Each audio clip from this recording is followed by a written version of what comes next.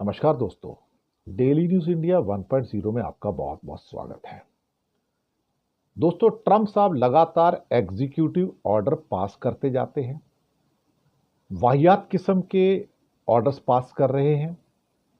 जनता त्रस्त है और अमेरिकन सर्वे बता रहे हैं कि वो ट्रंप की भूमिका से बिल्कुल भी खुश नहीं है।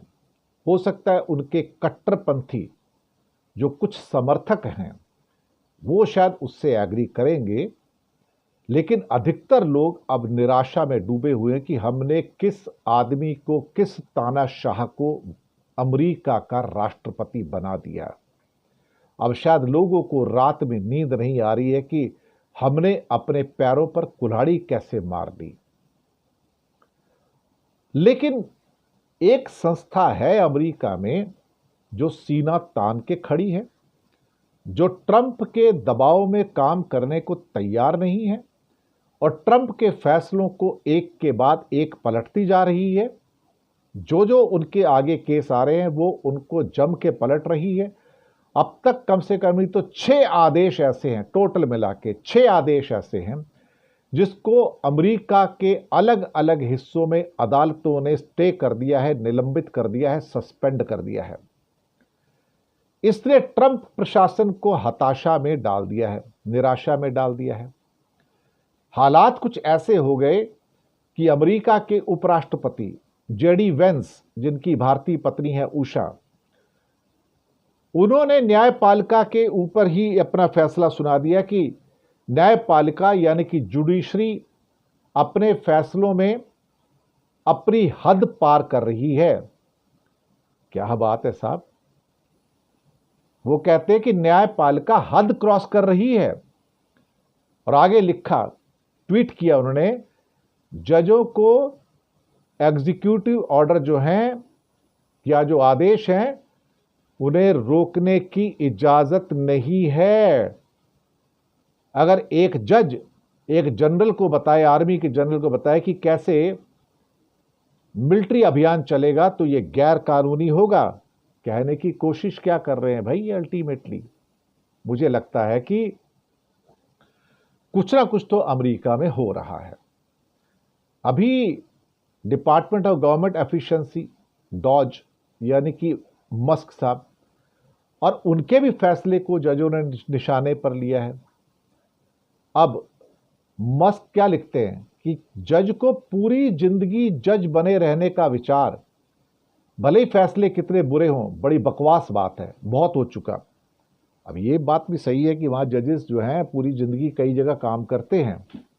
कहते हैं पूरी जिंदगी कैसे काम कर सकते हो, बकवास है ये, हटाओ इसको। ये कौन कह रहा है? मस्क। तो Musk is behaving like a president, shadow president, असली प्रेसिडेंट। अब ट्रंप खुद भी जजेस की आलोचना कर रहे हैं और कहते हैं कि जजों को भी जांच करने की अब जरूरत है। तो 6 मामले हैं जहां पर ट्रंप प्रशासन के फैसलों को रोका गया। पहला, जो बर्थ राइट की जो अधिकार था नागरिकता पाने का, उसको रोका गया था। अब सवाल ही पैदा होता है कि 1868 में अपनाए गए अमेरिका के कॉन्स्टिट्यूशन के 14वें संविधान में कहा गया था कि वहां पर अगर विदेशियों के बच्चे पैदा होते तो उनको किसी रूप में नागरिकता दी जा सकती है। अब इसको चुनौतियां दी एग्जीक्यूटिव ऑर्डर के द्वारा, लेकिन एक फेडरल जज ने 23 जनवरी को इस आदेश पर रोक लगा दी साहब। तो जज जॉन कॉगनर, उनका कहना है कि ये पूरा का पूरा जो आदेश है यानी कि एग्जीक्यूटिव जो ऑर्डर है वो गैर संवैधानिक है, नॉन कॉन्स्टिट्यूशनल है, और रोक लगा दी। इसके बाद मैरीलैंड के एक जज ने पूरे देश में ट्रंप के इस फैसले पर रोक लगा दी और 10 जनवरी को एक तीसरे जज ने ऐसा फैसला सुनाया। दूसरा, जो वहां के गवर्नमेंट सर्वेंट्स की जो छटनी हो रही है, 20 लाख से अधिक सरकारी अधिकारियों को 30 लाख में से नोटिस दिया कि भैया जी निकल जाओ यहां से पतली गली पकड़ के। ये हो गया। कईयों को छुट्टी भी भेज दिया गया। 65,000 अधिकारी 10 फरवरी तक इस ऑफर को स्वीकार कर चुके हैं, लेकिन कुछ यूनियंस ने कोर्ट में से चुनौती दी और फिर 6 फरवरी को एक फेडरल जज ने इस पर रोक लगा दी। यहां भी इसकी ट्रंप की भैंस गई पानी में। तीसरा, यूएस एड को खत्म करने की साजिश ये भी थी कि हम जो $50 बिलियन फॉरेन प्रोग्राम पे खर्च करते हैं उस पर रोक लगनी चाहिए। उसके कई कर्मचारियों को निकाल दिया गया, छुट्टी पे भेज दिया गया।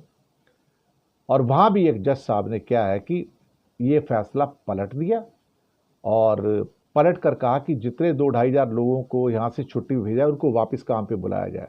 ये जज थे कार्ल निकलस। ये तीसरा फैसला पलटा। फिर चौथा फैसला कि जो फेडरल हेल्प होती है सैकड़ों अरब डॉलर की और कर्जा जो होता है वो खास तौर से office of management and budget की ओर से जो आदेश को एक लागू किया गया था कि सभी सो कॉल्ड जो फाइनेंशियल ग्रांट्स हैं उनको रोक दिया जाए।